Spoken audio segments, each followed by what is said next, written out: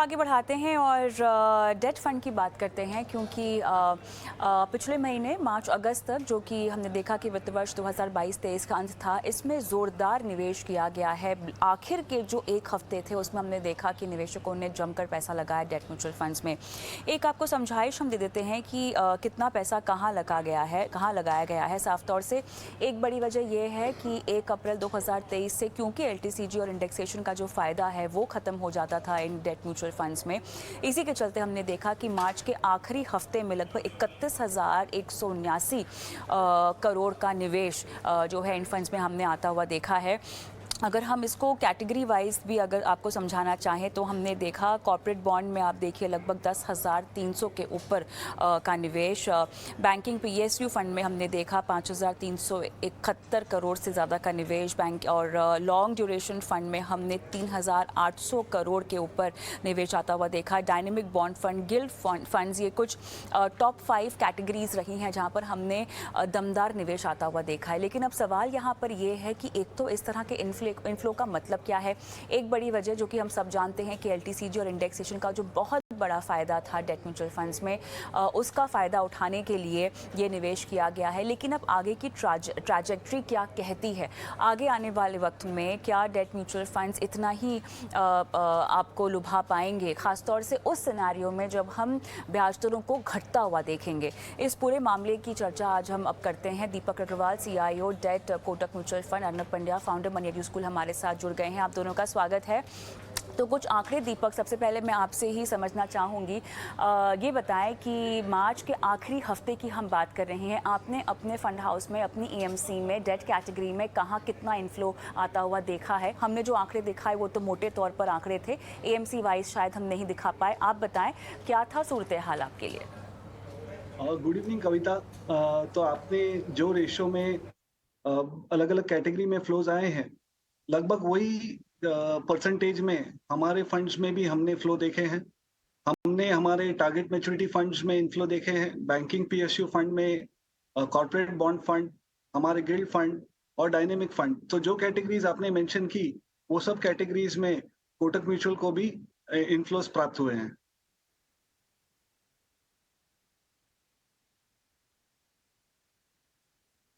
तो यहाँ पर अब समझना होगा अर्नब जी कि हमने जो सबसे ज़्यादा निवेश आते हुए देखा है आखिरी हफ्ते में, वो क्लियरली एलटीसीजी और इंडेक्सेशन का फ़ायदा उठाने के लिहाज से ही आया।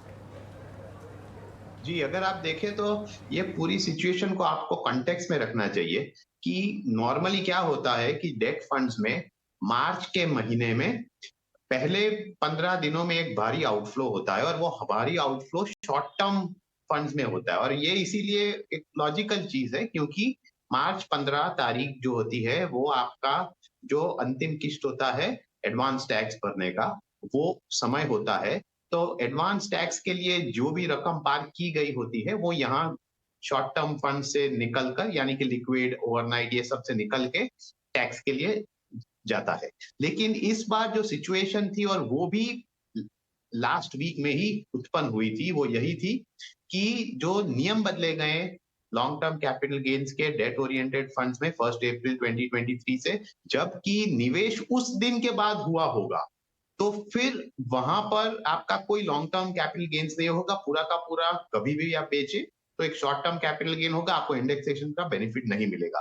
तो ये जो कंडीशन थी कि अगर आपने ये फंड 1 अप्रैल के बाद ही लिया हुआ है तो ही ये नियम लागू होगा, उसको लेके ये इतना सारा रश जो आपको देखा वो लास्ट हफ्ते में देखा। और ये रश HNIs, रिटेल इन्वेस्टर्स, सभी की तरफ से देखने को मिला, क्योंकि जो भी व्यक्ति जिसके भी पास थोड़ी रकम थी, जो डेट में निवेश करना चाहता था, और शायद वो कई लोग तो ऐसे थे जो एक्चुअली आगे जाते हुए निवेश करने वाले थे, लेकिन उन्होंने अपना निवेश को प्रीपोन कर दिया ताकि वो आगे जाते हुए इस इंडेक्सेशन का बेनिफिट ले सके और अपने नेट रिटर्न्स को बढ़ा सके। तो ये 100% एक मुख्य और virtually most of the investment सिर्फ इसी कारण के लिए, ये आपने जो लास्ट हफ्ते में रश देखा वो इसी कारण के मुताबिक।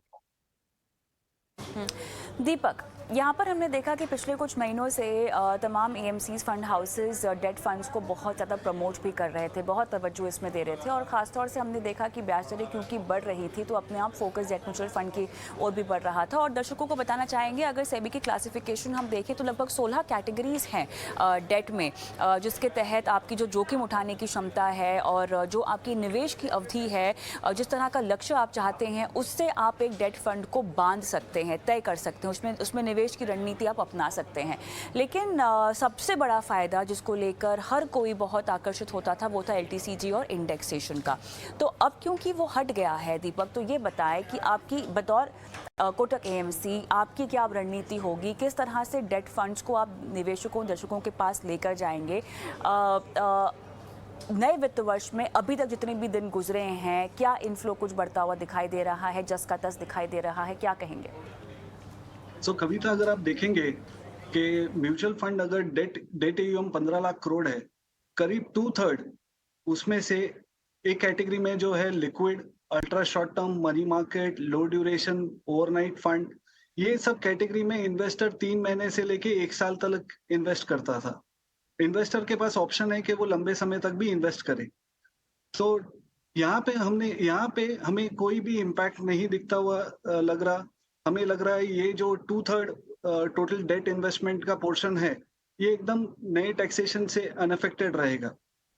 और बाकी अगर आप देखेंगे आज के समय, हो सकता है कि mutual fund portfolio yield other fixed income investment avenues के बराबर है, बट लंबे समय में हमने देखा है कि म्यूचुअल फंड पोर्टफोलियो यील्ड ये अदर ट्रेडिशनल इन्वेस्टमेंट एवेन्यू से इनकी पोर्टफोलियो यील्ड्स रिलेटिवली ज्यादा होती है।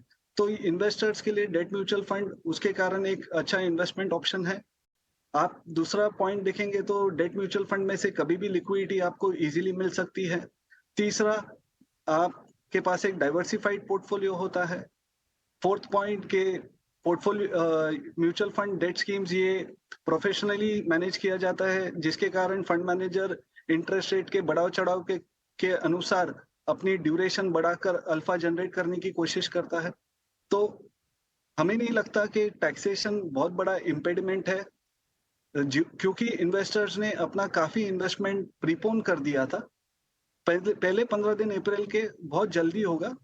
Over a period of time हमें लगता है कि, और जो हमारी अभी व्यू है और जिस तरह से आपने भी कहा कि लास्ट 3 से 4 महीने से डेट फंड्स मैनेजर्स इन्वेस्टर्स को ड्यूरेशन बढ़ाने की सलाह दे रहे थे, अगले 12 महीने से 18 महीने में इंटरेस्ट रेट्स यहाँ रहते हुए नीचे आने की गुंजाइश है। उसके कारण डेट इन्वेस्टमेंट में इन्वेस्टर्स को अच्छा रिटर्न बन सकता है और हमें आगे कुछ दिनों में 2/3 कैटेगरी छोड़ के भी बाकी 1/3 कैटेगरी में भी इन्वेस्टर्स का एलोकेशन आता हुआ दिख रहा है। ये बहुत बढ़िया। लेकिन जिस तरह से आपने इतनी ऑप्टिमिस्टिक तस्वीर सामने रखी है, इतनी सकारात्मक तस्वीर सामने रखी है, उसके एवज में अर्नब जी फिक्स डिपॉजिट की भी रेट्स काफ़ी अट्रैक्टिव हैं। आप एक निश्चित अवधि के लिए अगर पकड़ लें तो बहुत सारे bank, NBFC, small finance banks भी हम देख रहे हैं, आपको बहुत अट्रैक्टिव रेट्स दे रहे हैं। हो सकता है बहुत लंबी अवधि की रेट्स यहाँ पे आपको ऑफर नहीं किए जा रहे हों, 1 से 3 साल की अवधि की रेट्स अगर हम देखें तो ये काफ़ी आकर्षक बने हुए हैं। और ऐसे में लोगों का रुझान डेट फंड्स के मुकाबले ऑब्वियसली फिक्स डिपॉजिट पर होगा अर्नब जी, क्योंकि एक तो वो प्रोडक्ट उनको समझ में आता है और दूसरा कहीं ना कहीं एक सेफ्टी प्ले भी होता है जो कि इस तरह के निवेश में काम करता है। तो मौजूदा समय में अगर किसी को फिक्स डिपॉजिट करना हो और 1 से 3 साल तक की अवधि हो जहाँ पे उनको इतना बढ़िया रिटर्न भी मिल रहा है, तब तो डेट म्यूचुअल फंड्स मेरे ख्याल से कहानी के बाहर हो गए। के हिसाब से आपको ये एक दूसरी तरफ से देखना चाहिए। फिक्स डिपॉजिट जो एक इंस्ट्रूमेंट है, वो एक सिंपल इंस्ट्रूमेंट है जहां पर आप अपनी अवधि तय करते हैं, आपका रिटर्न फिक्स्ड होता है और फिर जो भी इनकम आती है वो टैक्सेशन के हिसाब से भी सिंपल है, क्योंकि एक लिमिट के बाद वहां पर एक टीडीएस है और ये पूरा का पूरा इनकम आपको अपने इनकम फ्रॉम अदर सोर्सेज में दिखाना है और टैक्स के लिए देना है।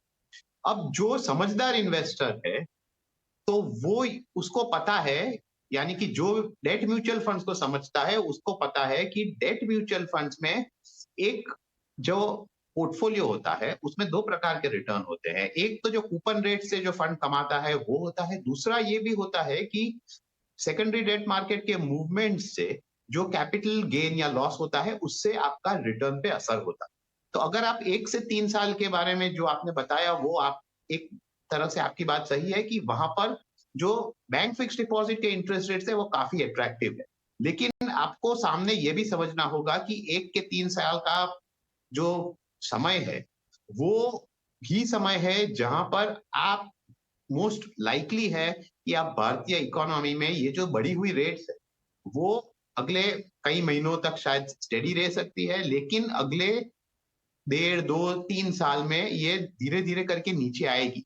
और जब वो होगा तब जो एक एक्स्ट्रा रिटर्न कैपिटल गेन्स के माध्यम से जो डेट फंड्स में आएगा, तो इवन दो दोनों डेट फंड्स और फिक्स डिपॉजिट दोनों के टैक्सेशन सेम है, लेकिन जो एक्चुअल रिटर्न है वो मेरे हिसाब से जो डेट फंड्स में आएगा, खास करके medium to long term debt funds के अलग अनेक कैटेगरी में, वो फिक्स डिपॉजिट से ज्यादा होगा।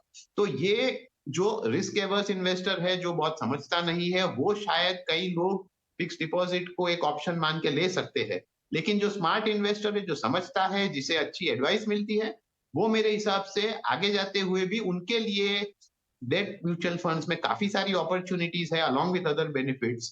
तो ये निवेशक ले सकता है। तो मेरे हिसाब से एक क्लियर कट सिचुएशन नहीं है कि फ्लोज आपको फिक्स डिपॉजिट में ही जाते देखेंगे। डेट फंड्स के लिए भी काफी सारे कारण है जहां पर निवेश के लिए अपॉर्चुनिटीज है और इन्वेस्टर्स इसका भी लाभ ले सकते हैं।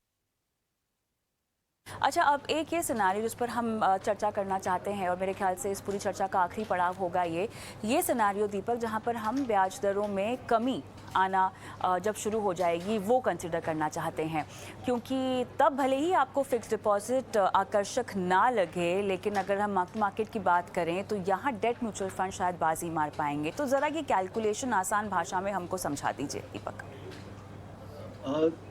कोई भी जिस तरह से आप समझिए कि अगर एक म्यूचुअल फंड की अलग अलग कैटेगरी होती है, मीडियम टू लॉन्ग ड्यूरेशन में टिपिकली जो ड्यूरेशन होता है फंड का वो 4 से 5 साल के करीब होता है, और बॉन्ड शॉर्ट टर्म करके कैटेगरी है जहाँ पे ड्यूरेशन आपका 2 से 2.5 साल के करीब होता है।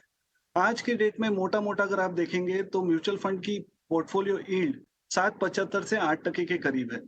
अगर हम मानते हैं कि अगले 1 साल में ब्याज दर आरबीआई का जो रिपो रेट है आज 6.5% है, अगर 1 साल के बाद आरबीआई उसे 50 बेसिस पॉइंट से कम करता है, 50 बेसिस पॉइंट आरबीआई कम करने के कारण एक 2 साल की पोर्टफोलियो ड्यूरेशन में आप 1% का कैपिटल गेन देखेंगे, और एक medium to long duration fund जिसकी ड्यूरेशन 5 साल के करीब होती है तो उसमें आप 2.5% का कैपिटल गेन देखेंगे।